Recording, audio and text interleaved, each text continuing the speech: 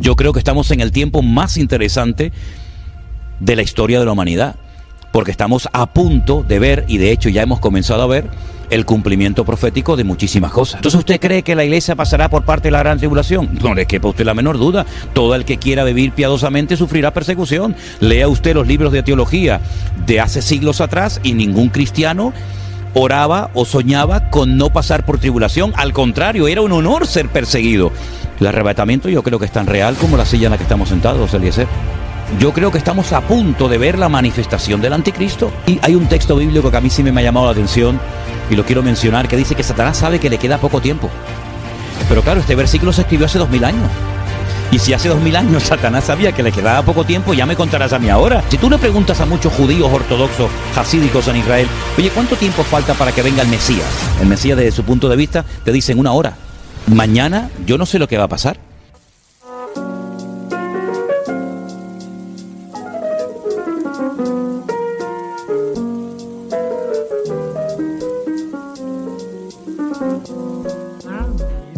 Bienvenidos al podcast del amor, el podcast donde hablamos de noviazgo, relaciones, de todo un poco. Hoy vamos a hablar del amor en los últimos tiempos y tenemos hoy el privilegio de tener con nosotros al pastor Manolo Sierra. ¿Cómo estás, pastor? Pues encantado de estar contigo aquí, me siento muy cómodo y es un placer poder conversar contigo y responderte a las preguntas que me quieras hacer. Pues vamos a hablar de los últimos tiempos. Normalmente hablo de relaciones, de noviazgo y demás. Hoy vamos a cambiar un poquito el patrón de lo que venimos hablando, el amor en los últimos tiempos, porque me ha gustado mucho lo que enseñas acerca de los últimos tiempos, cómo lo enseñas también. ¿Cómo tienes en tu cabeza esquematizado todo el patrón de los acontecimientos finales? Bueno, tú que hablas tanto del amor en tus programas, déjame decirte que hay un versículo que tiene que ver con los últimos tiempos y con el amor, que precisamente dice que el amor de muchos se enfriará. Así que el amor también va a ser tocado y afectado por todos los acontecimientos finales. Ahora, el esquema que yo tengo en mi mente es el que yo creo que nos proporciona la Biblia. Quiero empezar diciendo que la Biblia es muy clara a la hora de darnos información exacta acerca de lo que va a ocurrir. No tenemos que inventarnos nada. En profecías, en escatología, no es a mí me parece, yo siento, yo creo. Yo no me muevo en ese terreno. Yo me muevo en el terreno de lo bíblico, de lo que el Señor ha revelado, y lo revelado no necesita ningún tipo de confirmación porque ya está revelado y claro. Para poder entender el futuro, hay que entender lo que Dios ha hecho y cómo ha trabajado y cómo se ha manifestado en el pasado. Porque hay un versículo clave en el libro de Eclesiastés que dice, ¿qué es lo que será? Lo mismo que fue. Es decir, el tiempo futuro en el texto hebreo está invertido. Es como que te lo cuenta en pasado, pero aún no ha ocurrido en el futuro.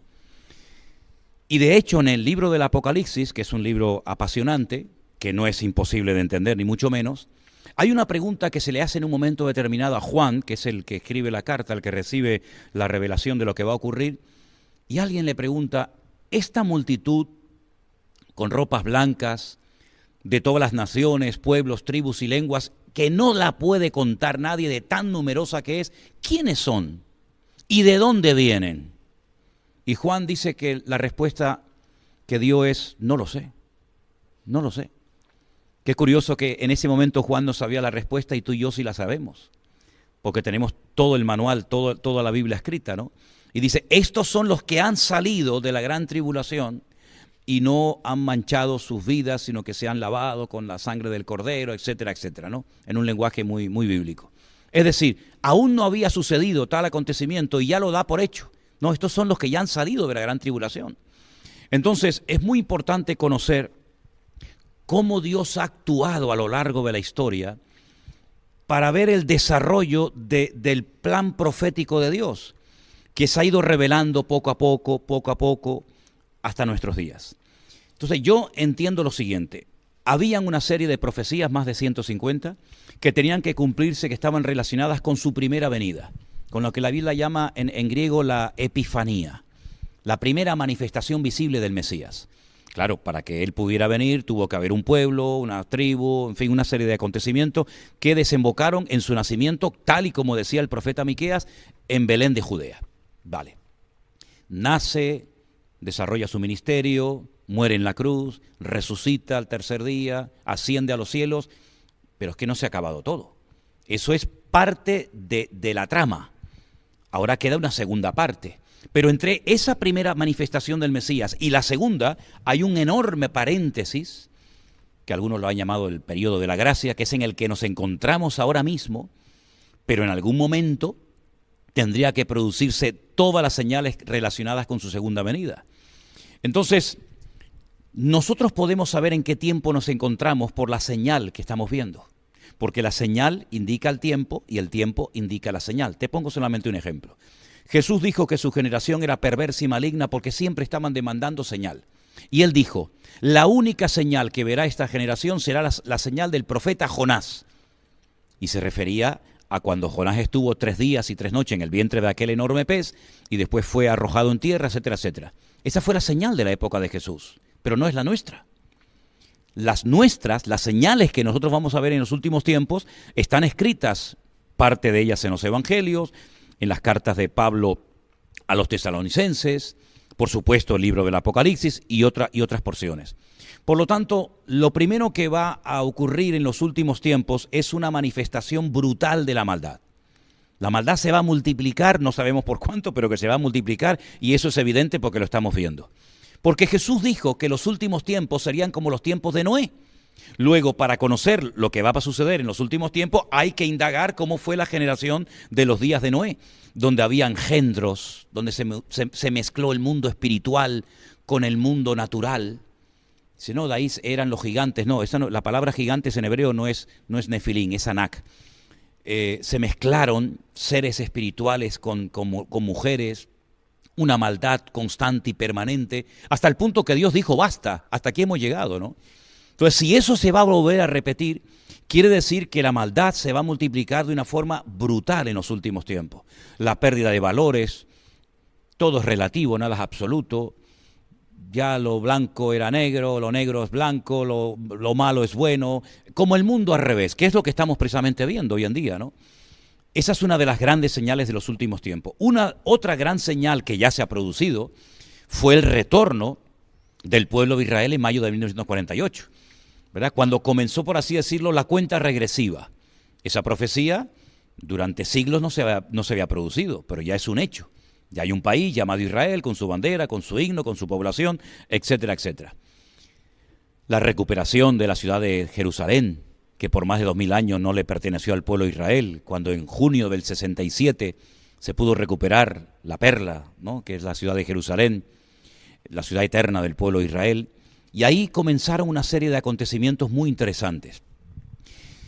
Cosas que se han dado, por ejemplo, en Europa, el continente donde se han llevado las 2 batallas más grandes de la historia de la humanidad, la Primera y la Segunda Guerra Mundial, donde han muerto millones de seres humanos. Hoy en día somos amigos, comemos juntos alrededor de una mesa, alemanes, franceses, españoles, italianos, ingleses, etcétera. Esa es otra de las señales de los últimos tiempos. Y tantas cosas que vemos. Pero hay una señal que se tiene que producir sí o sí. Y yo creo, y lo puedo demostrar, creo, con la Biblia, es la manifestación de un personaje que recibe muchos nombres. El más conocido, el anticristo. Pero, por ejemplo, en el libro de Daniel se le conoce como el cuerno pequeño. Pablo lo llama el hijo de pecado, o el hombre de pecado, el hijo de perdición, el inicuo. Va a ser un líder político con una capacidad brutal, con una unción diabólica fuera de lo común, hasta el punto que es la primera vez en la historia que Satanás unge a una persona y le permite ofrecer lo que él nunca ha ofrecido a nadie, paz y seguridad. Ese personaje político, que está a punto de levantarse, va a ser el que va a dar el pistoletazo de salida a lo que se llama el tiempo de angustia de Jacob o la gran tribulación, que dura 7 años, divididos en 2 periodos perfectamente diferenciados, de 1260 días o 42 meses o 3 años y medio, o como dice Daniel, tiempos y la mitad de un tiempo, y todos esos sellos, trompetas y copas que menciona el libro del Apocalipsis se van a ir desarrollando poco a poco. ¿Qué es lo que ocurre con esto? Algo muy importante. ¿Dónde está la iglesia? ¿Dónde encaja el pueblo de Dios en todo esto? A mí me enseñaron, en la escuela bíblica en la que estudié hace más de 40 años atrás, que la iglesia no iba a ver nada de esto, que la iglesia iba a ser arrebatada, la iglesia no iba a ser trasladada a las bodas del Cordero, mientras en el mundo se llevaba a cabo la gran tribulación y finalmente volveríamos, ¿verdad? Que es cuando todo ojo le verá y toda rodilla se doblará. Bueno, pues esa teoría, porque no es doctrina bíblica, aunque se enseña como es doctrina bíblica, la inventó un cura, la inventó un sacerdote, aproximadamente 150, 160 años más o menos, ¿no? Y el señor Scofield la incluyó como comentario en la Biblia y cayó muy bien, que la iglesia no iba a pasar ni iba a haber absolutamente ninguna señal que tiene que ver con la gran tribulación. Pero eso no es bíblico. La Biblia dice cuándo se producirá el arrebatamiento de la iglesia y la primera resurrección. Dice, he aquí os digo un misterio.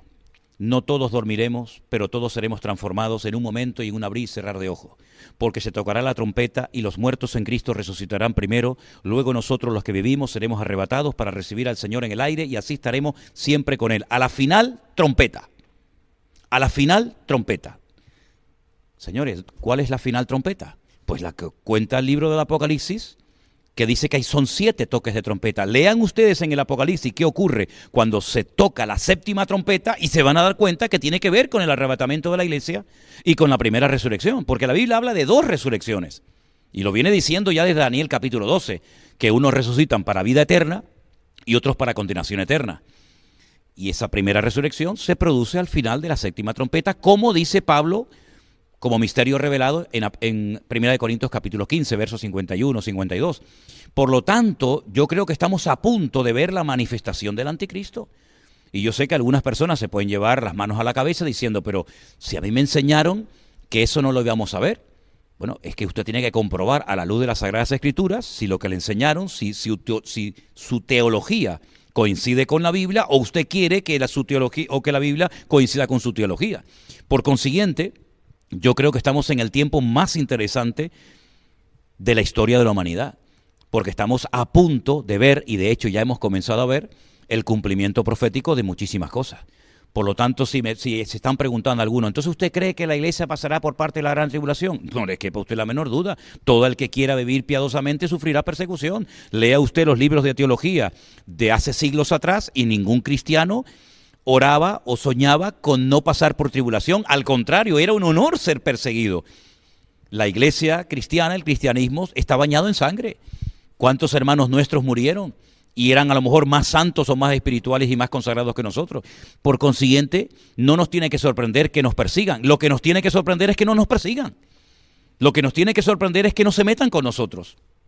Porque Pablo llegó a decir que el cristianismo, los cristianos eran la escoria del mundo en aquel tiempo, ¿no? Por lo tanto, yo creo que la iglesia, muchos no se han enterado y están dormidos, no jugando a no sé qué, pero la iglesia va a pasar un tiempo difícil y de prueba. Y además le viene bien, ¿sabes, Eliezer? Le viene bien porque donde más ha crecido la obra y cuando más fuerte y más unidos hemos estado ha sido cuando nos han pinchado y cuando nos han perseguido. Cuando pasan de nosotros y ni siquiera se dan cuenta de que estamos, que es una desgracia tremenda que no esté la luz encendida, pues es cuando más se ha relajado la iglesia y cuando peor nos ha ido. Por lo tanto, lo bueno de todo esto es lo malo que se va a poner todo, ¿no te parece?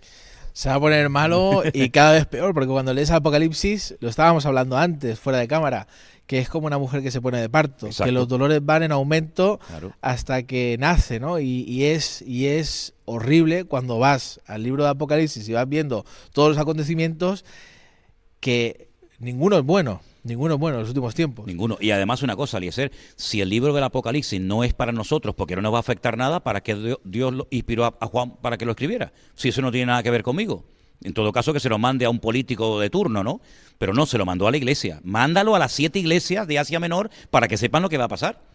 Incluso alguna de ellas le dice que va a ser perseguida también, ¿no? No, la iglesia siempre ha estado esperando la venida del Señor, desde sus inicios. Siempre ha estado, ¿no? Siempre. Bueno, nosotros sí, más que nunca, ¿no? Siempre. Hay algunos que están esperando a hacerse ricos, más que a la venida del Señor, pero bueno.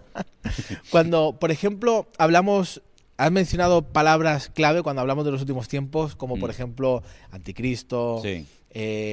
Tribulación. Sí. Son las palabras clave que siempre... Las que más la bestia. suenan. Sí. El falso profeta.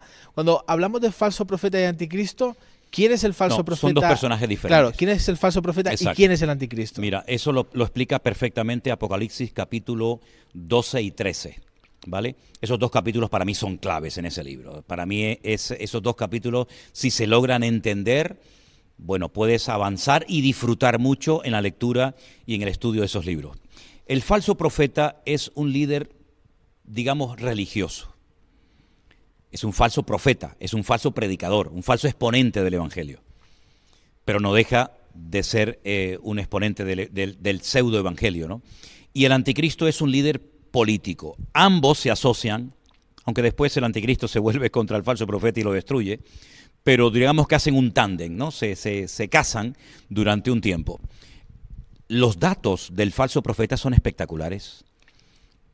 Los datos del falso profeta son muy interesantes porque nos describe cómo se visten sus ministros, cómo se adornan los ministros que están bajo la tutela o bajo la cobertura del falso profeta, dónde está la sede central de gobierno de esa institución totalmente corrompida moral y espiritualmente.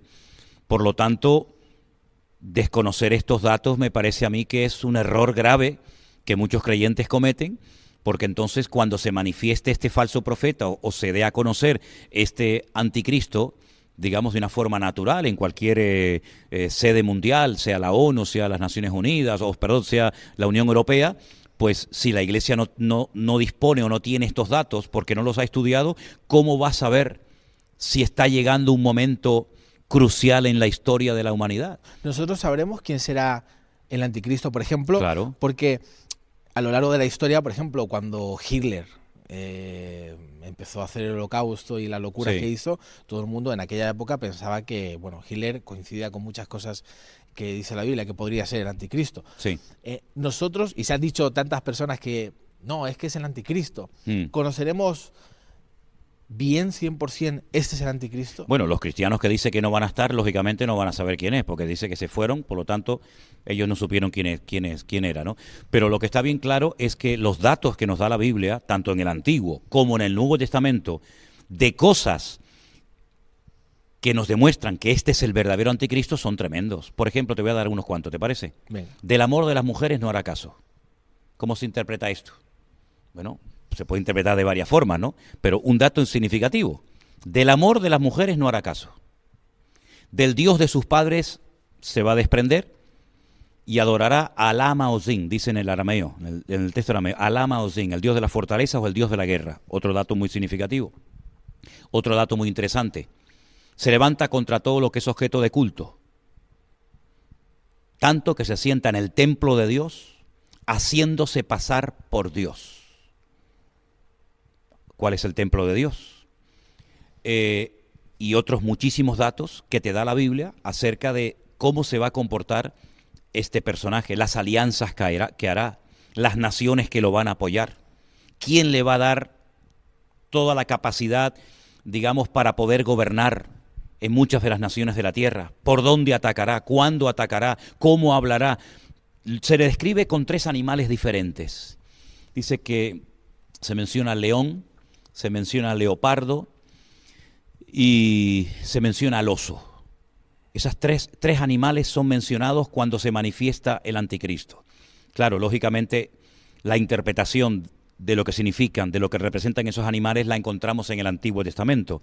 En uno de los sueños que tuvo Daniel, cuando dice que él una noche vio a un león alado, después dice que vio a un oso, y después dice que vio a un leopardo con 4 cabezas. Después vio una bestia, pero en esta ocasión dice que cuando el Señor le da la interpretación del sueño, el león representa al imperio babilónico, el oso representa a los medos persas, los persas son los iraníes, los medos todavía no tienen tierra, son los kurdos que están todavía reclamando territorio y no lo tienen, y luego el leopardo representa a Grecia. ¿Pero por qué lo representa con 4 cabezas? Porque en el tema profético, en el tema escatológico, los cuernos son naciones y las cabezas son imperios. Cuando Alejandro Magno murió, su imperio fue dividido en 4 y se repartió en 4 de sus generales: Ptolomeo, Seleuco, Casandro y Silimaco. Esos 4 generales tomaron posesión de su reinado y por eso sale como con 4 cabezas. Luego el anticristo aglutina en su persona características de los babilónicos, formas de hablar de los persas y formas de actuar de los griegos. Hay que estudiar cómo era la cultura de los griegos, cómo son los persas en la actualidad, cómo actuaron los babilónicos en el pasado, porque es como una mezcla de características de estos imperios que han precedido a este último imperio que viene, y te vas a dar cuenta de que yo lo llamo, es una expresión mía, la última bala en la recámara de la pistola de Satanás, ¿no? Es la última oportunidad que tiene para conseguir sus objetivos. ¿Sí? Es verdad que Hitler se pareció mucho a un anticristo, pero hay un dato muy significativo. El idioma griego, que fue en el que se escribió el Nuevo Testamento, y el hebreo del Antiguo Testamento son idiomas alfanuméricos. Es decir, las letras son números y los números son letras. Por poner un ejemplo, ¿no? Por ejemplo, si nuestro idioma, que no lo es, fuera un idioma alfanumérico, la A sería el 1, la B sería el 2, la C sería el 3, y así sucesivamente. Las 22 letras del Aleph Bet en hebreo, cada una tiene un valor numérico, exactamente igual que el griego. Juan dice, aquí hay sabiduría, el que lee entienda, que el nombre de la bestia o el número del nombre de la bestia es 666. Es decir, no te da el nombre del personaje, pero te da el valor numérico del nombre. Por lo tanto, cuando uno puede llegar a sospechar de que este puede ser el anticristo, escribe su nombre, sácale el valor numérico y automáticamente lo descartas o dice este puede ser o no puede ser. Por lo tanto, son datos muy, muy significativos. Luego hay un dato también muy importante y es cómo intenta, y lo va a conseguir, controlar la economía mundial. El dinero va a desaparecer, las tarjetas de crédito van a desaparecer y se va a implantar en la cabeza y en la mano de las personas un microchip que ya existe, no es tecnología de ciencia ficción, sino que es algo muy fácil, muy práctico, muy bueno, pero que la palabra de Dios nos advierte de los peligros que puede conllevar y dice que todos serán marcados con el nombre, con el número de la bestia, para estar localizados por una pequeña señal de GPS, por una pequeña batería de litio, que es lo que alimenta a este chip. Nadie puede comprar, nadie puede vender, nadie puede hacer ningún tipo de transacción. Imagínate llegar al banco a cobrar tu dinero y no lo puedes cobrar. Quieres comprar comida, no puedes comprar. Quieres poner gasolina, no puedes comprarla. Entonces es un sistema magnífico. Allí llevas todos tus datos bancarios, todos tus datos de pasaporte, de DNI, médicos, etcétera. Y es una forma como él va a marcar a los seres humanos, igual que si fueran animales, ¿no? Hay muchos animales, yo he tenido muchos perros y le teníamos que poner en la orejita el microchip, ¿no? Pues exactamente igual va a ocurrir. Así que son muchos los detalles. Es como los detalles que se daban acerca de la primera venida de Cristo. 150 profecías, es decir, que si logra cumplir este personaje 149, pero no cumple con las 150, se descarta automáticamente. No puede ser de la tribu de Leví, no puede ser de la tribu de Zabulón, tiene que ser de la tribu de Judá, etcétera, etcétera. Tiene que nacer en Belén de Judea para saber quién era el verdadero Mesías. Este es el falso Mesías, el antimesías, y también hay muchísimos datos para saber quién es. Es interesante lo que dices, porque justamente hace poco leí una noticia hablando de la inteligencia artificial, que esto sería otra pregunta que podríamos hablar, de cómo la inteligencia artificial en los últimos tiempos, o qué papel va a jugar la inteligencia artificial en los últimos tiempos. De hecho, hablando de los datos que decías, de todos los datos que tienen sobre nosotros, Elon Musk no gana tanto dinero de los Tesla, él ha ganado dinero a base de la información que ha recaudado sobre PayPal, todas las plataformas que ha hecho, y ha vendido a otras compañías. O sea, eso ha sido. Pero otro día Elon Musk, hablando de los peligros de la inteligencia artificial en el futuro, vi algo que me causó una curiosidad tremenda, porque decía que hablando con Larry Page, que es uno de los fundadores de Microsoft, o uno de los que estaban allí, decía que Larry Page estaba creando un dios nuevo a base de inteligencia artificial. Y era espeluznante cómo empezaban a crearlo, a decir qué podría pasar. ¿Cómo ves tú, con todas estas noticias que tenemos, la inteligencia artificial en los últimos tiempos? ¿Qué te sugiere? Bueno, una de las señales de los últimos tiempos es que, y Pablo describe incluso hasta el carácter de los hombres de los últimos tiempos, es que habría inventores de males. La capacidad de la maldad del hombre es ilimitada, ¿no? Dios creó al hombre a su imagen y semejanza, y ahora lo que el hombre quiere es crear a un Dios a su imagen y semejanza, ¿no? Es otra vez todo invertido, ¿no?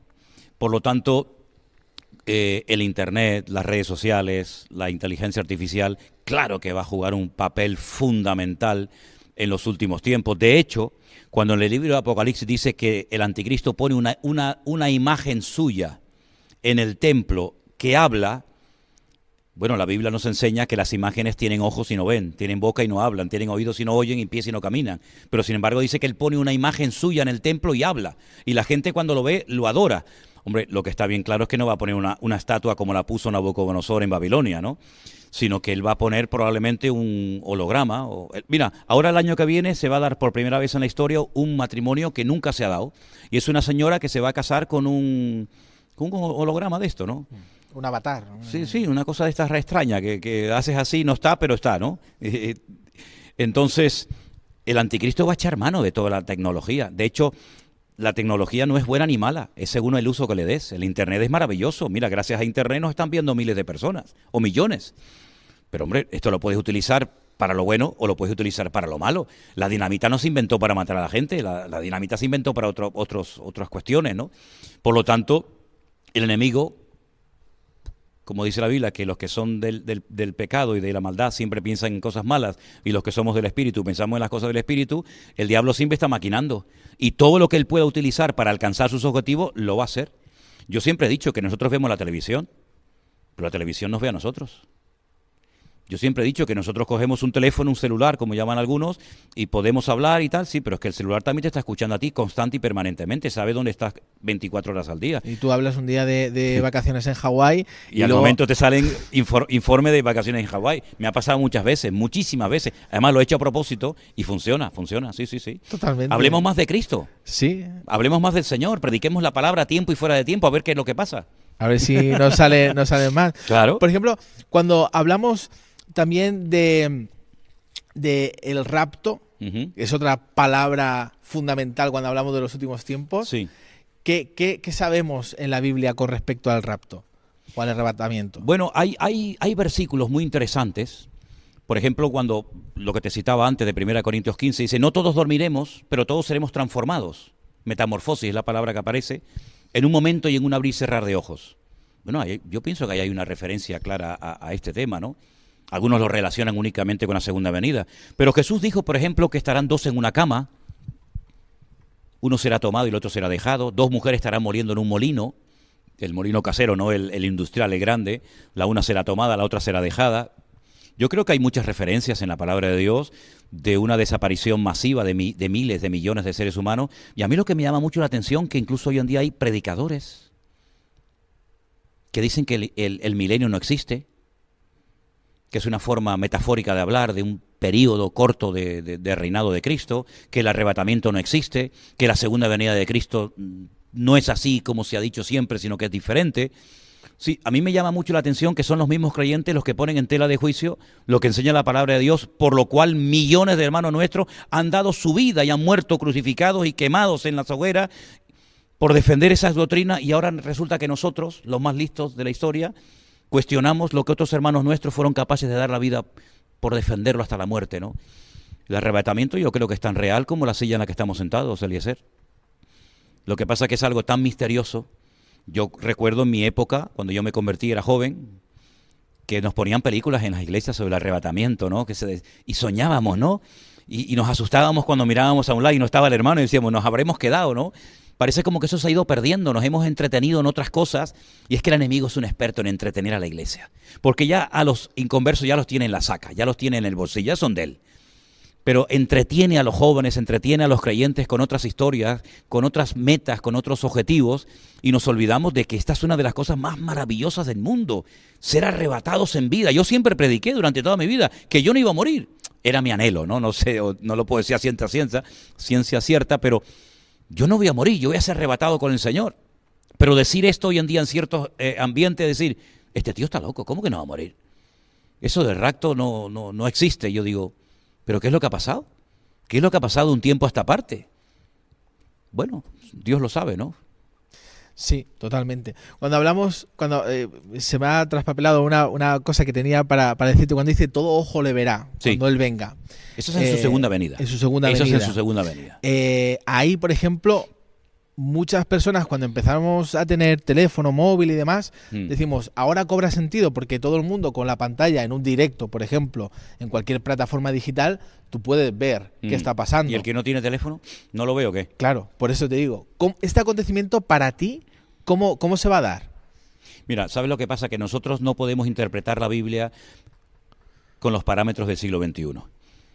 Pero cualquier pasaje no podemos interpretarlo ni como cristianos, y menos el Antiguo Testamento. Imagínate las barbaridades que yo he tenido que escuchar a veces cuando, por ejemplo, dicen, no, es que hay un texto en Isaías, capítulo 6, el llamamiento de Isaías, donde dicen los serafines, santo, santo, santo es el Señor, y entonces santo el Padre, santo el Hijo, santo el Espíritu Santo. Oiga, mire, si usted quiere hablar del Padre, del Hijo y del Espíritu Santo, hay miles de versículos mucho mejor que ese. El tema es que en el hebreo no existe el superlativo. Entonces lo que se tiene que hacer es repetir la palabra.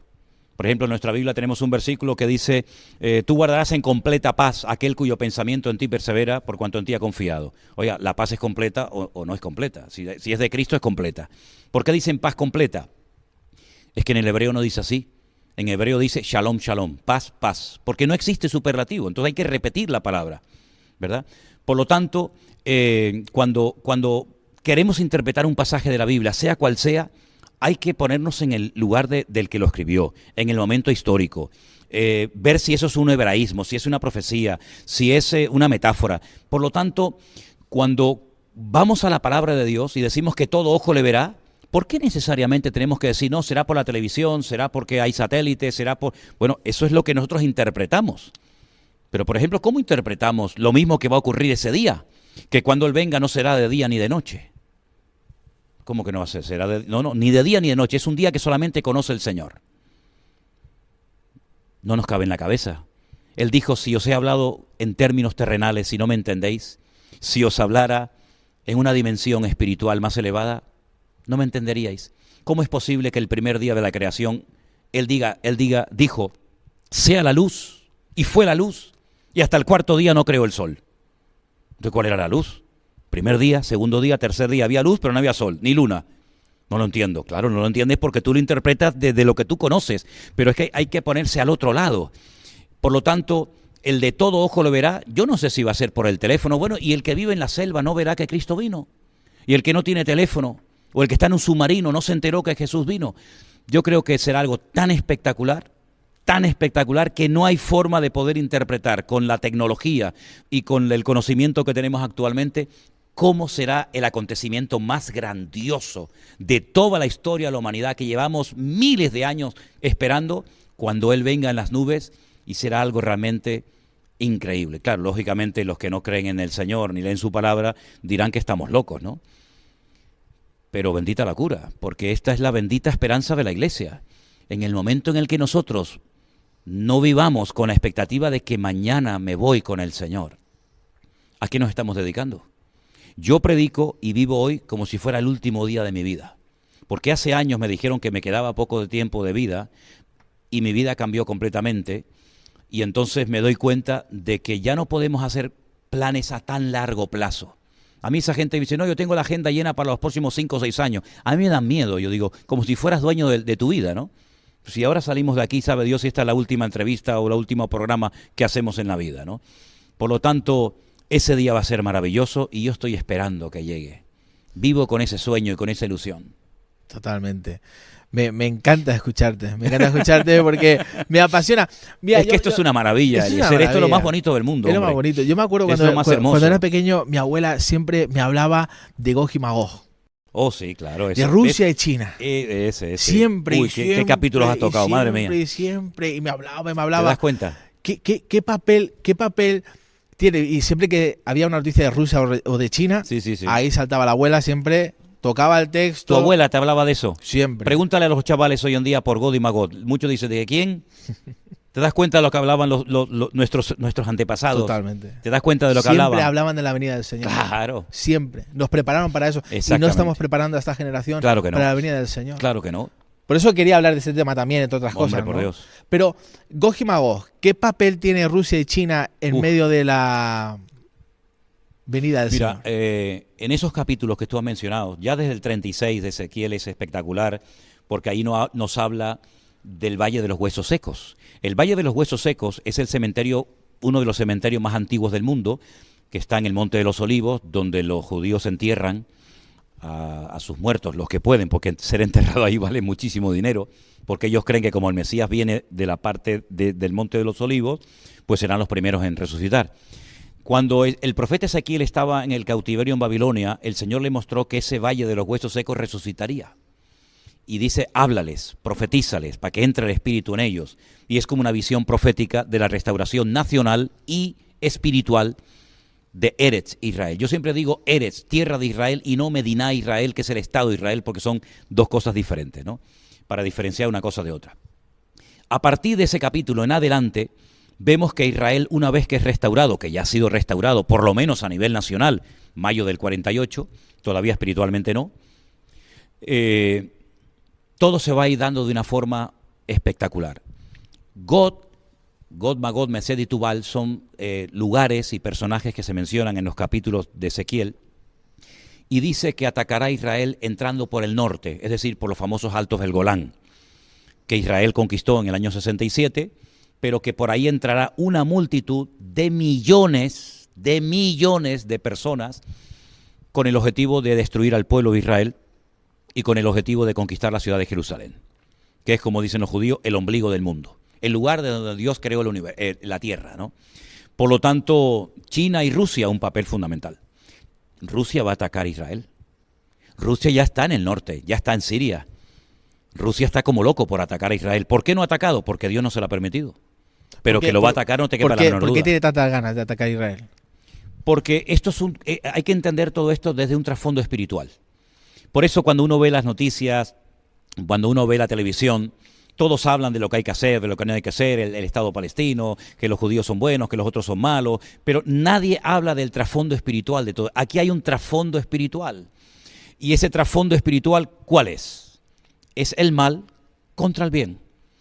El que destruya al pueblo de Israel demuestra dos cosas: o que Dios no existe, o que Dios es mentiroso. ¿Por qué? Porque Dios dijo que ese país nunca podría ser destruido, porque Él ha decidido, Él ha pactado con ese pueblo de que Él lo va a defender, y ese pueblo va a caer de rodillas, y sí o sí, quieran o no quieran, les guste o no, van a terminar reconociendo y mirando a aquel que traspasaron, es decir, al Señor Jesucristo.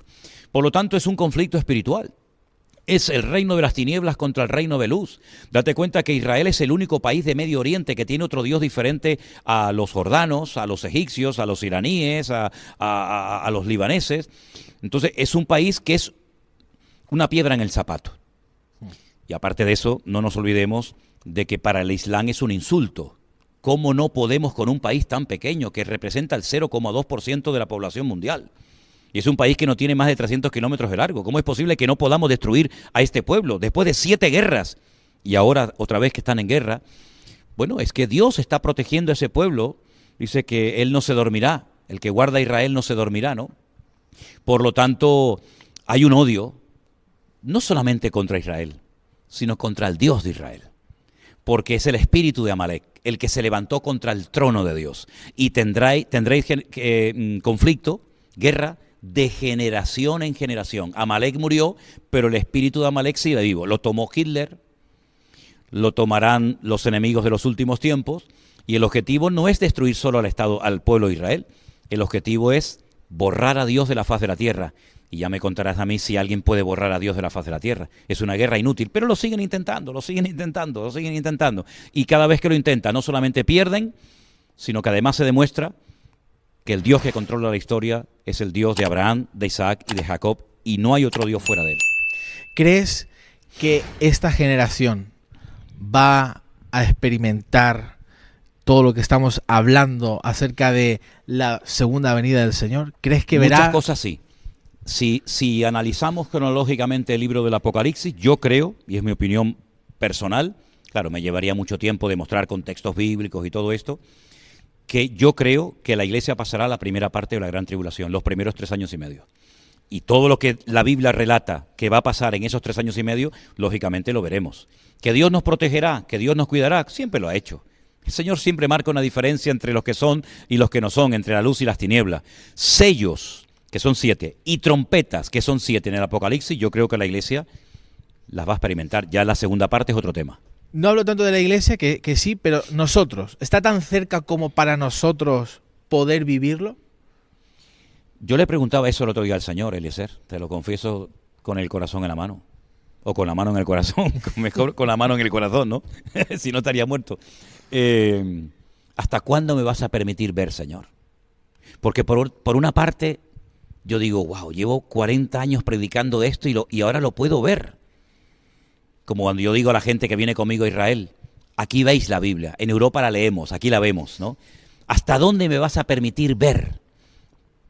Pero como humano en la carne a veces digo, oh, Señor, guárdame porque no sé si seré capaz de aguantar todo esto sin tu gracia y sin tu misericordia. Aparte tengo un nieto precioso de 1 añito y pienso mucho en él, ¿no? ¿Qué mundo le vamos a dejar a nuestros hijos y a nuestros nietos? Pero Dios nos va a dar la fuerza. ¿Hasta dónde vamos a poder ver? No lo sé.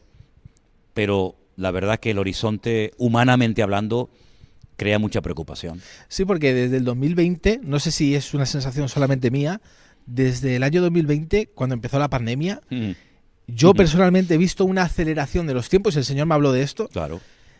Increíble, brutal. O sea, hemos pasado una pandemia y 2 guerras que estamos atravesando y otras cosas más que se están levantando y muchos rumores como nunca antes en la historia. No, y ¿sabes lo que pasa? Que, por ejemplo, hoy en día, en 1 hora, ocurre lo que no ocurrió antes en 1 década. Por ejemplo, lo de la pandemia, lo del marzo del 2020, que ya vamos a hacer 4 años, dentro de poco. Bueno, fue algo brutal. Jamás en la historia de la humanidad había ocurrido algo así. Pero ya lo contamos como aguas que pasaron. Pero es que lo tuvimos que vivir un día y otro día y una semana y otra semana y un mes y otro mes. Y yo prediqué durante meses a sillas vacías en la iglesia en Tenerife, ¿no? Que te quiero decir con todo esto que ahí vimos cómo en 1 hora te sale un anuncio en televisión y te dice todo el mundo para adentro y nadie podía salir a la calle. ¿Hasta cuándo? Bueno, ahora sabemos hasta cuándo duró, ¿no? Que te quiero decir de que el mundo es muy cambiante y es que no hay tiempo. Es que hay un texto bíblico que a mí sí me ha llamado la atención y lo quiero mencionar, que dice que Satanás sabe que le queda poco tiempo. Pero claro, este versículo se escribió hace 2000 años. Y si hace 2000 años Satanás sabía que le quedaba poco tiempo, ya me contarás a mí ahora, pues le quedarán horas. Le quedarán horas. Si tú le preguntas a muchos judíos ortodoxos, hasídicos en Israel, oye, ¿cuánto tiempo falta para que venga el Mesías? El Mesías, desde su punto de vista, te dicen 1 hora. Es decir, mañana yo no sé lo que va a pasar.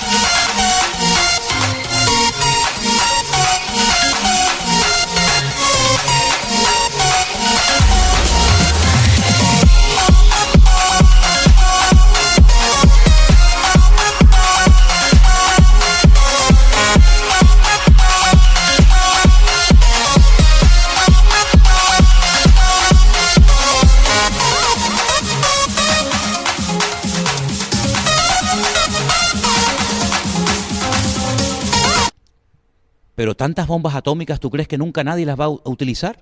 ¿Nadie va a tener la tentación de apretar el botón? Yo no me lo creo. De hecho, la Biblia habla de que se van a utilizar armas bacteriológicas, químicas, nucleares, cómo se muere la gente por un efecto de estas bombas. Sí, yo no sé hasta dónde el Señor nos va a permitir ver, pero estamos viviendo en tiempos muy interesantes, de verdad, muy interesantes. Y acelerados. Esta aceleración nos lleva a un año marcado en una agenda, que es 2030. Oh, sí. Agenda 2030, sí. Que tiene, cuando ves todo lo que implica todos las declaraciones de intenciones Sí. que tienen acerca de todo lo que quieren hacer hasta 2030, da miedo. Sí. ¿Lograrán hacerlo hasta 2030? No lo sé, pero da miedo. Cuando lo lees y lo que hay detrás, da miedo. ¿Crees que estos 10 años son clave para la historia? Yo creo que van a llegar hasta donde Dios les permita llegar. Porque no nos olvidemos que aquí el que manda y el que controla la historia, el que quita y pone es Dios. El hombre puede planificar. Mira, Hitler decía que su tercer Reich iba a durar 1000 años y terminó en un rotundo fracaso, y ya de los nazis no queda ni la bandera, ¿no? Que te quiero decir con todo esto de que el hombre puede proponer y creer en muchas cosas, pero Dios es el que controla y el Señor es el que va a permitir que se llegue hasta cierto límite. Y además te voy a decir una cosa, y llegará un momento que Dios dice, hasta aquí has llegado. Porque dice que si aquellos días no fueran acortados, nadie se podría salvar. Por lo tanto, lo bonito de todo esto es que esto no es un caballo desbocado que no tiene control. No, esto tiene control. Y todo está saliendo según el plan de Dios. Ni más ni menos. Porque aquí ni una hoja de un árbol se cae sin permiso de Dios. Por lo tanto, eso es la fuerza y la fe que tenemos de que todo está saliendo según el diseño de Dios. Aunque sea fuerte, pero es así. Totalmente. Y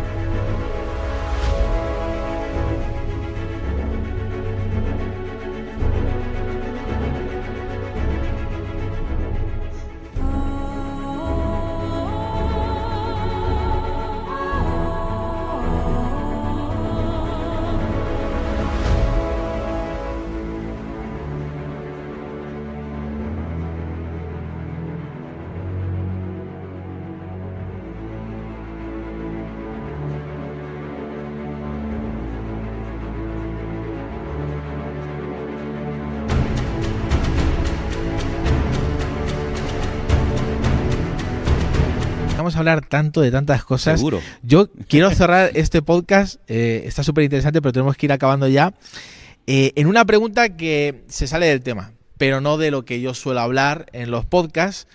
Te lo he mencionado antes y quería que le mandaras un mensaje a todas aquellas personas que están buscando la persona de Dios para su vida. ¿Cómo saber si la persona que me gusta, que me atrae, es de Dios? Bueno, ya nos vamos a otro tema completamente Nos vamos diferente, a otro tema. ¿no? Sí, hemos cambiado. Sí. Es una pregunta, pero yo siempre en los podcasts tengo como bien, un muy consultorio bien, que me perfecto. mandan la pregunta y quería hacerte esta pregunta para cerrar No, muy este bien, me tiempo. parece bien. Y seguramente muchos chicos jóvenes y chicas pues están viendo esto y se harán esta pregunta, ¿no? Bueno, a mí en mi época me gustaban todas.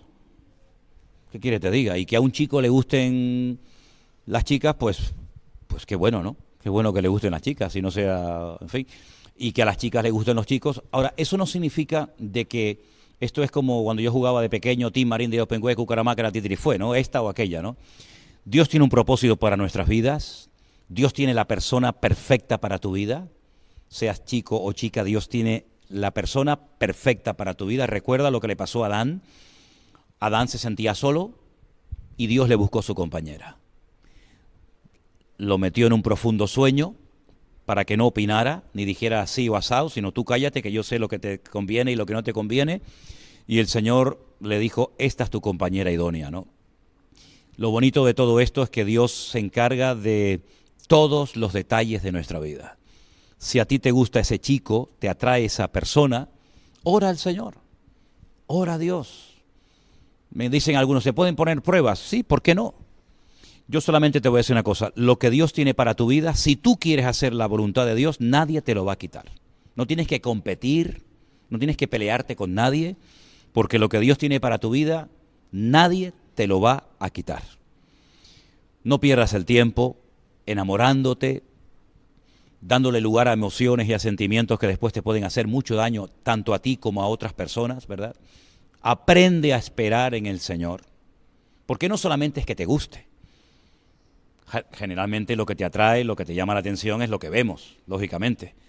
Pero hay que conocer a la gente. ¿Qué gustos tiene esa persona? A lo mejor tú quieres servir a Dios y ella no, o él sí, o ella no. Entonces, orar, hablar, buscar a Dios en oración, pedir consejo. En la multitud de los consejos está la sabiduría.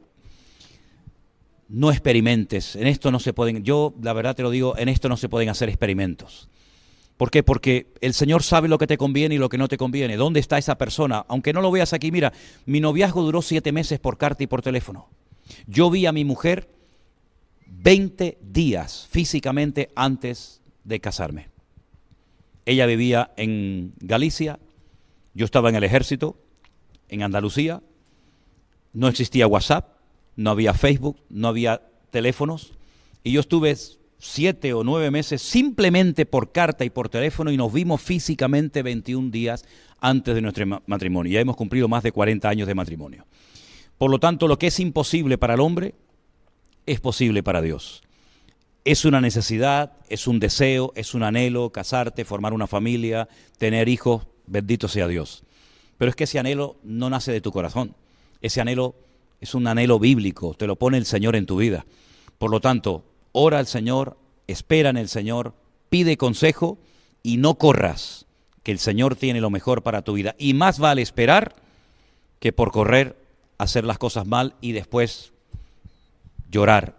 Y es mejor a veces decir, me gustaba, lo quería mucho, pero es mejor llorar una semana que llorar toda una vida. Tremendo consejo, tremendo consejo. Bueno, gracias por tu tiempo, gracias por tu sabiduría, por dejarte usar por el Señor. Y nos vemos en el siguiente podcast del amor. Ya sabes, suscríbete, dale like, compártelo con alguien que necesita escuchar lo que tú ya has oído. Dios te bendiga. Amén.